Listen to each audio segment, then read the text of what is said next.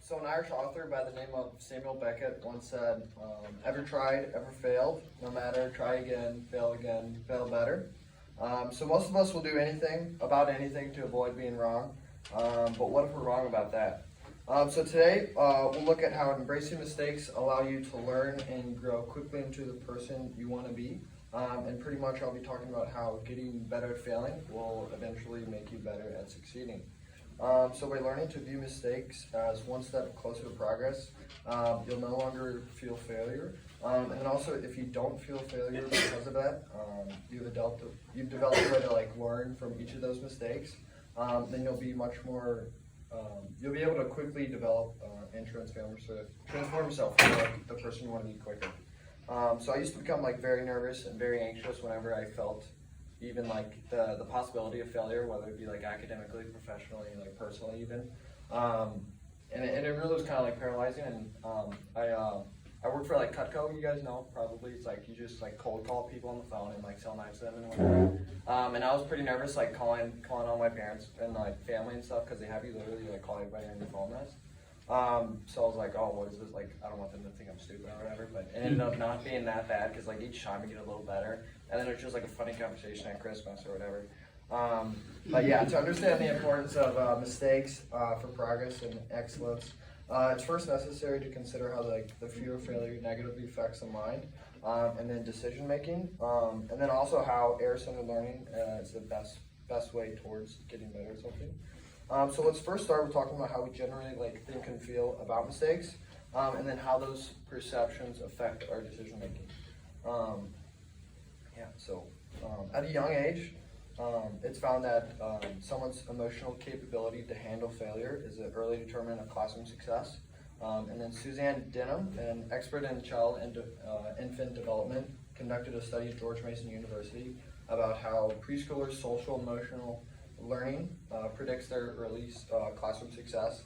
And then in this study, she concluded that children who are more expressive and extroverted are better equipped with handling mistakes than the other group, which she classified as the SEL risk group, which is more so just the introverted and less expressive. So that just means that at an early age, whatever personality type you had at that age kind of shaped the way you feel about mistakes now and the viewpoint on them now. And then another very important thing when talking about how being afraid to fail, talking about that, is the definition of failure itself. So being wrong about something doesn't at all mean you did anything wrong or you're in the wrong. I think almost everyone would agree that it's a very different feeling from just doing something wrong than being in the wrong or being the person doing the wrong. And then in Catherine Schultz's TED Talk on being wrong, she says, we all wind up traveling through life trapped in this little bubble of feeling right about everything. And if we can escape from this train of thought, it is the single greatest moral, intellectual, and creative leap you can make. So removing yourself from this world of being right all the time puts you in the best position to grow as a human, a student, an artist, by just putting yourself in the position to take the risk that you won't be right every time. And then with that being said, let's break down how certain risks can actually be beneficial to you. So while growing up, many kids are faced with different types of risk all the time, whether or not to ask whoever to the mixer, whether or not to try out for whatever sports team or music organization, you name it. And then especially in school environments, risk taking is not a very popular choice because kids never want to look like the dumb or stupid one in front of their other classmates. So this idea of identity of being smart or perfect gets in the way of people taking necessary risks in order to learn and grow. And then from the beginning of school, if you receive a good report card or test score, your parents probably praise you for being how smart you were, which feels pretty good at the time, but this can actually be very paralyzing. And then to illustrate this, Claudia Miller at Columbia University conducted a study in the Journal of Personality and Social Psychology. And then she just had two groups of children complete an identical set of problems, and then the children completed the set. And then the first group were told how smart they were to have completed the set, and then the second group was told how hard they must have worked to complete the set. And then after each group was praised differently, they were able to choose another set of problems ranging in difficulties. And then the first group, who was the group congratulated on being how very smart, They chose the easier sets of problems.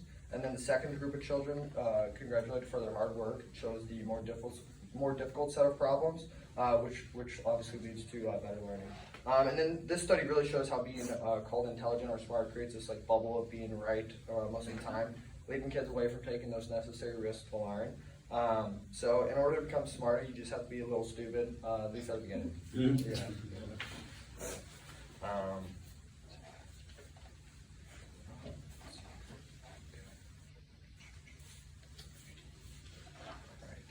Yeah, so difficult situations and those like pushing the limits of ability moments are the quickest way to learn and improve quickly because humans do grow through adversity. And then oftentimes the most difficult moments are when you grow the most. And to paint a better picture of this, Rabbi Dr. Abraham Twersky, he compares how lobsters and humans grows. And then he says, a lobster lives inside of a rigid shell that does not expand, and as the lobster grows, the shell becomes very tight and confining. And then the lobster, when the lobster begins to feel itself under the pressure and being uncomfortable, the lobster, that's like the stimulus for the lobster to actually grow. So this just shows that like times of stress are really the times that signal for growth too. So every mistake also is the learn to learn and improve, and mistakes, if dealt with correctly, can facilitate the best type of learning. And then according to the Encyclopedia of the Mind, engaging with errors is difficult, but difficulty can be good for learning. And to show a difference of perspectives on this topic between like cultures, Jeanette Metcalf, a professor of psychology at Columbia University, says that Japanese schools are more error-focused than American. And then she goes on to explain the time spent struggling on their own to like work out the solution is considered a crucial part of the learning process because that's the period where you find like unique insights that you wouldn't otherwise. As in like, and then she says that Americans teach more so just like telling you what to do, so you really miss out on that, like finding it on your own through the difficult times. So yeah, today we talked about the differences from feeling wrong versus being wrong, and then how that can like limit ourselves in terms of decision making and the types of decisions we make, and then why we make those decisions. And then also we learned how times of stress are also the times of growth. So embracing mistakes rather than shying away from them because of whatever fears of failure or embarrassment you may have. Those are the times that allow you to grow the quickest you possibly can. So I just want to leave you with the thought that failing is going to happen in life no matter who you are, but the most successful people in any field are the ones who are best at failing. So with that in mind, your last mistake is your last teacher.